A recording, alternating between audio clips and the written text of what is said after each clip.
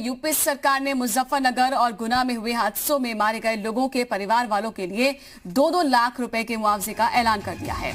घायलों को 50-50 हजार रुपए की मदद भी दी जाएगी। तो आपको बता दें कि जो घायल हैं उनको 50-50 हजार की मदद दी जाएगी। वहीं पर जो मृतक हैं उनके परिवार वालों को 2-2 लाख का मुआवजा दिया जाएगा। मुजफ्फरनगर में जो सड़क हादसा हुआ उसमें बस की टक्कर से कुचलने से 6 मजदूरों की मौत हो गई। 2 हादसे सामने आए हैं। यूपी सरकार मुजफ्फरनगर गुना में मारे गए लोगों के परिवार वालों को सहायता देने जा रही है और खुद मुख्यमंत्री ने इस मामले पर दुख व्यक्त किया है। और बड़ी जानकारी आपको दे दें कि 2-2 लाख रुपए के मुआवजे का ऐलान किया गया है यूपी सरकार की ओर से। मुजफ्फरनगर गुना में जो सड़क हादसे हुए इसमें प्रवासी मजदूरों की मौत हो गई और इस पर दुख जाहिर करते हुए यूपी सरकार ने परिवार वालों को मुआवजे का ऐलान किया है। परिवार वाले जो हैं मृतकों के उनको 2-2 लाख रुपए दिए जाएंगे और घायलों को 50-50 हजार रुपए की मदद दी जाएगी। तो यूपी सरकार ने ये ऐलान किया है। मुजफ्फरनगर और गुना में हादसे में घायल हुए लोगों को और जिनकी मौत हो गई उनके परिवार वालों को भी मदद दी जाएगी। मुजफ्फरनगर हादसे को लेकर समाजवादी पार्टी के अध्यक्ष अखिलेश यादव ने बीजेपी पर हमला किया है। ट्वीट के जरिए क्या कुछ कहा बताते हैं। मुजफ्फरनगर बस हादसे में प्रवासी मजदूरों की दर्दनाक मौत पर गहरा दुख, मृतकों को श्रद्धांजलि। पहले ट्रेन और अब बस हादसा, मजदूरों की जिंदगी इतनी सस्ती क्यों? वंदे भारत मिशन में क्या देश की गरीब जनता नहीं आ सकती? इतना ऊपर भी उड़ना ठीक नहीं कि जमीन की सच्चाई की उपेक्षा हो जाए। तो इस तरह से ट्वीट करके अखिलेश यादव ने निशाना साधा है बीजेपी पर।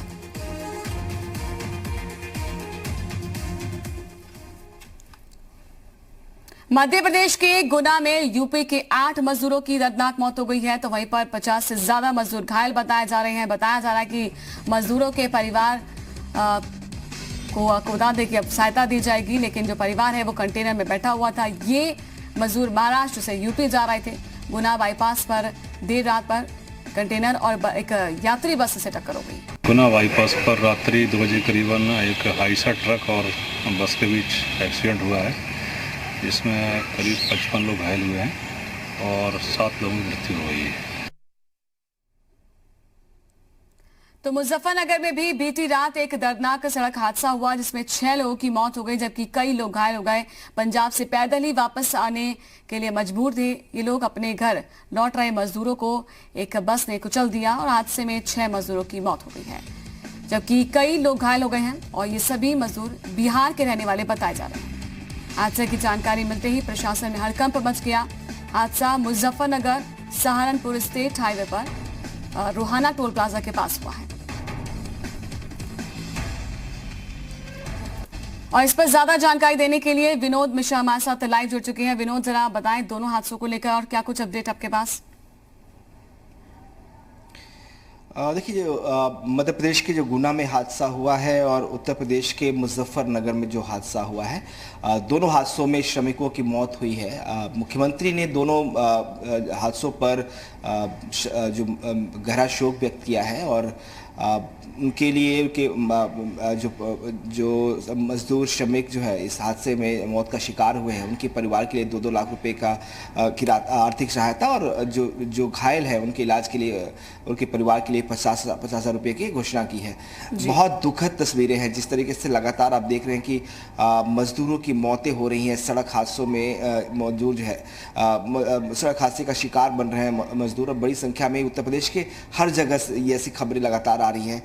मुजफ्फरनगर में हुआ जो बुधवार की देर रात की घटना है, 6 लोगों की मौत हो गई है, 4 लोग बुरी तरह से घायल हैं, सभी का इलाज चल रहा है।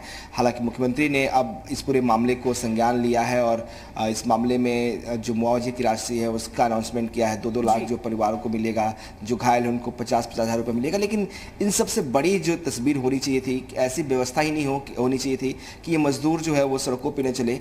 मुख्यमंत्री लगातार ये कह रहे हैं कि मजदूर जो है उनको उनके घरों तक पहुंचाया जाएगा, सड़कों पे न चले, प्रशासन उनको वहाँ उनके जो इंटर स्टेट में है तो उनके जिलों तक पहुंचाया जाए, बाकी राज्यों के हैं तो उनके राज्यों तक उनको पहुंचाने की व्यवस्था की जाए। ये लगातार कहा जा रहा है। उसके बावजूद हम देख रहे हैं कि लगातार बड़ी संख्या में मजदूर अभी भी सड़कों पर है, अपने परिवार के साथ, अपने बच्चों के साथ। लोग पैदल यात्रा कर रहे हैं, लोग साइकिल से 800 और 900 किलोमीटर दूर का सफर कर रहे हैं। और ऐसे में वो ऑब्वियस सी बात है, जब रात को सड़कों पे चलेंगे तो वो शिकार भी बन सकते हैं हादसों का।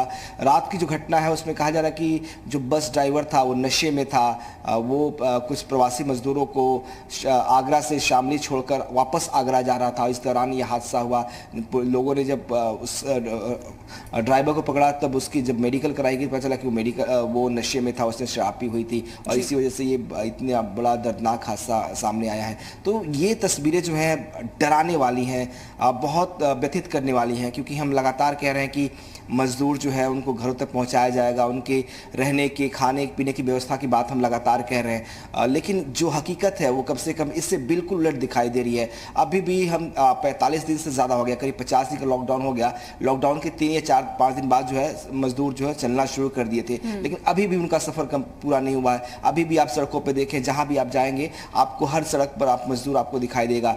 राजधानी लखनऊ में हम रहते हैं और यहाँ भी सड़कों पर हम देखते हैं सुबह शाम की एक लंबी लाइनें होती हैं, कतार होती हैं, जो मजदूर जो है अपना सामान अपने कंधों पर ढोते हुए सफ़र कर रहे हैं। तो ऐसे आप ये तस्वीरें कम से कम सरकार को देखनी चाहिए कि ऐसी व्यवस्था हो कि मजदूरों को घर पहुंचाया जाए, ताकि ऐसे हादसे ना हो। हादसे के बाद मुआवजे का ऐलान करना, मामले की जांच करना, ये अलग बात है, लेकिन ऐसे हादसे ना हो ये रोकना सरकार की जिम्मेदारी है। और ये इसीलिए ऐसे हादसे हो रहे हैं कि दिन में कई बार जो लोग मिल रहे हैं, वो जो मजदूर मिल रहे हैं, वो ये भी आरोप लगा रहे हैं कि दिन के वक्त पुलिस उन्हें परेशान करती है, इसीलिए वो रात को सफ़र करना ज़्यादा उचित समझते हैं, इसलिए रात को वो सड़कों से गुजर रहे हैं छुप के, पुलिस से बच के। तो ये भी बहुत डरावनी तस्वीर है। अखिलेश यादव सवाल खड़े कर रहे हैं और जमीनी सच्चाई को लेकर जो है वो बता रहे हैं कि आप जमीनी सच्चाई भी देखिए, और सवाल फिर ये उठ रहा है कि आखिरकार इसका जिम्मेदार कौन होगा फिर। बिल्कुल सही कहा आपने। अखिलेश यादव ने बाकायदा ट्वीट करके ये सवाल भी पूछा है कि आपको हवाई जहाज में बैठने वाले लोग तो दिखाई देते हैं, आसमान मोड़ने वाले को, लेकिन ज़मीन पर जो लोग रेंग रहे हैं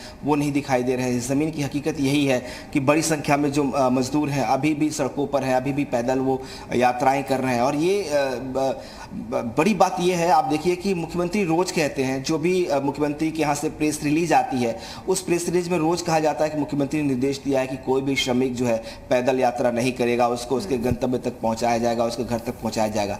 लेकिन ये सिर्फ निर्देश होते हैं। हम जमीन पर देखते हैं तो मजदूर पैदल चलते हुए दिखाई देते हैं। तो फैक्ट ये है कि मुख्यमंत्री को शायद ब्रीफ ही नहीं किया जा रहा है कि ऐसी संख्या है, सड़कों पर मजदूर हैं, शहरों में मजदूर पैदल चल रहे हैं, हर सड़क पर मजदूर आपको दिखाई दे रहे हैं, या प्रशासन को रिपोर्ट नहीं करता या फिर उनकी बातों गंभीरता से नहीं लेता। क्योंकि मुख्यमंत्री जब निर्देश लगातार दे रहे हैं, रोज ये बातें कही जा रही है, मीडिया को बताई जा रही है कि मजदूर को पहुंचाया जाएगा, उनके घर तक पहुंचाया जाएगा। रोज हम एक खबरें चलाते हैं कि मुख्यमंत्री ने आज T11 की बैठक में कही कि मजदूरों को घर पहुंचाया जाएगा। उसके बावजूद भी हकीकत जो है वो अलग है। और कम से कम ये तस्वीरें जो मुजफ्फरनगर से आई है ये तो बयां कर रही है हकीकत ना, कि 10 लोगों को बस ने कुचल दिया, 6 लोगों की मौत हो गई, 4 बुरी तरह से घायल है। तो ये वो लोग थे जो रोड पर थे, जो पंजाब से चलकर पैदल बिहार तक जाना चाहते थे। तो ये हकीकत है, सरकार को समझनी चाहिए इस हकीकत को कि किस तरह की कंडीशन से उत्तर प्रदेश में है और पूरे देश में खास करके। लेकिन हम उत्तर प्रदेश में अगर हैं, उत्तर प्रदेश की बात करें तो उत्तर प्रदेश की तस्वीर बहुत अच्छी नहीं है। कम से कम मजदूरों को लेकर हम देख रहे हैं लगातार 45 दिनों से कि मजदूर सड़कों पर लगातार, ऐसा कोई दिन नहीं बीता जब